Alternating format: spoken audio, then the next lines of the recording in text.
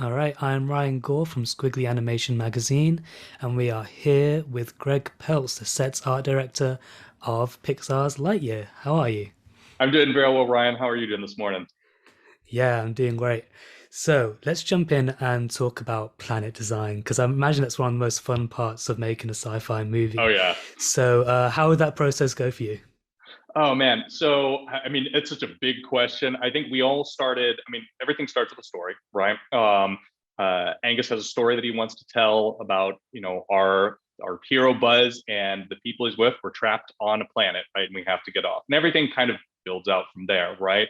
So the planet itself, to Connie Prime, kind of the main thing about it is it needs to be a place that you don't want to be stuck on, right?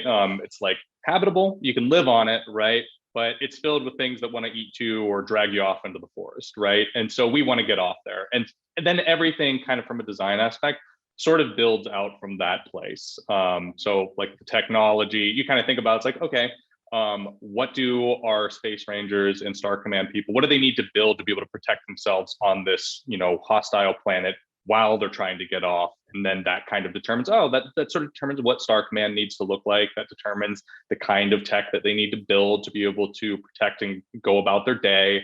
Yeah, so it kind of builds out from there. Great. And one thing that I have to ask about, this might be a bit of a long shot, is the stealth shields. So Uh-huh. they reminded me so much of the shields from Lynch's Dune. Was Right. that a inspiration there or not? Am I reaching? So I wasn't involved in the shield design, so I cannot speak to it. But I think that like we definitely are drawing from a lot of flavor from like 80s sci-fi, and so like that stuff is definitely in the mix of the entire pastiche of stuff that we are being influenced by when we make the designs for the film. For sure. So the film iterates through many time periods. So was it a challenge to kind of alter things each time without kind of losing a sense for the feel of the film? Yeah, so I think that the time element is an interesting one, right, from a design perspective, because on one hand, you want to see the evolution of technology, right, and be able to get a sense that time is passing character by. And also at the same time, we are marooned on a planet where we don't have access to like a greater civilization that is building new stuff necessarily. So it's also kind of expected that there wouldn't be as much evolution as you might expect in our world, just because like you're dealing with a couple of thousand people versus an entire civilization of billions, right?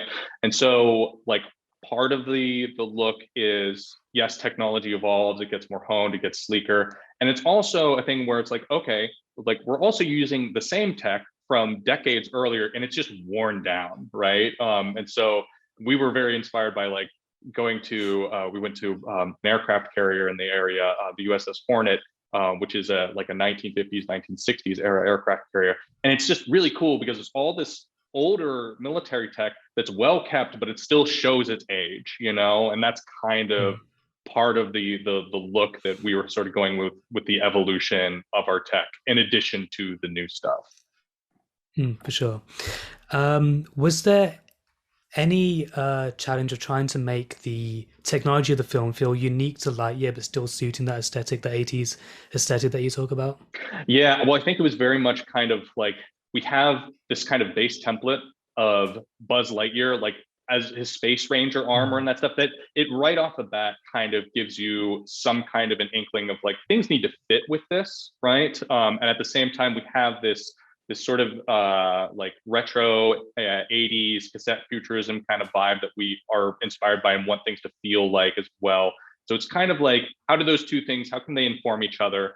I think a big part of it for me is like you look at Buzz Lightyear's armor, and it's like the things that stick out to me is like, aside from the colors, is like you have like the buttons, you have like bright colored buttons here and this big red bit here, and then like I think there's something about that stuff specifically that cries out to me as a designer of like everything that we make, it needs to have some kind of like cool like visual focal point that has like an array of buttons over here or some kind of like brightly colored thing here that kind of brings it into that toy space a little bit, right? So it's almost like taking we're taking this retrofuturism vibe and like wanting to kind of toyify it a little bit in a certain way, right? But and also bringing in all of our other influences to make it feel real. So I think where we ended up was kind of like a cool area where it's a little mix of both, and hopefully feels like a little unique for the world and the character that we're making.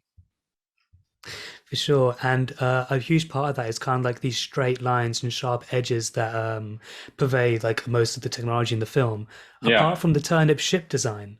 So where did the idea for this big turnip shaped round ship come from amongst all this hard, straight edges? Yeah, so I mean, that was like Angus, I think, from the very beginning, kind of a very clear idea. He like wanted the ship, he wanted the turnip, he wanted to look like a turnip, right? Like that was kind of like very early on, this like the design like mantra for that particular piece. And I think that it was very much big shapes, big simple shapes was kind of the overall, kind of desire for a lot of our key landmarks, especially. So if you look at the skyline of our film, like the turnip, it's a big circle, right? And then the launch silo, it's a big triangle, and so a lot of the world of Star Command is kind of based on big, simple geometry, very blocky, very, kind of geometric, right? And then as time goes on, things like maybe get a little bit more, as time progresses, things get a little less simplified, right? In terms of the visual aesthetic. But Star Command as a whole, it's very much kind of like meant to feel almost like a big set of building blocks, right? That's kind of their design aesthetic. Yeah, and you can see as the film goes on, the sense of scale just really escalates and escalates through Right. each iteration of time. So one last thing I'll ask you before I let you go, just give me one Pixar movie that you weren't involved with that you wish you had a major involvement with. I mean, like this might seem like it's the most recent movie, but like Turning Red, I didn't get to touch that movie at all, and man, talk about a fantastic film. Completely blew me away. I'd obviously been able to see some of the imagery of it just while I was working on my own film. I was just like that looks amazing, and then I saw it at at the premiere, and it's a fantastic film, and it's a beautiful film, and yeah, like I I can't say I wish I worked on it just because I got to work on this movie while that movie was being worked on. But if there was another alternate reality where that movie was not being made while this movie was being made, I would have loved to be a part of it. It's such a triumph. So Yeah, it's a beautiful, beautiful film, and any chance to be around some Four Town needle drops would have just been I know, right? absolutely amazing. Yeah. I've been listening to the soundtrack, the last couple of Yeah. weeks while I've been working. I don't know about you. Oh, 100%. That Ludwig Billie Eilish combination is just It's so great. yeah, I can't match it. All right, Greg Peltz, thank you so much for Brian, it's been talking a to me pleasure. today. Thank Thank you so you. much. Thank you. Bye.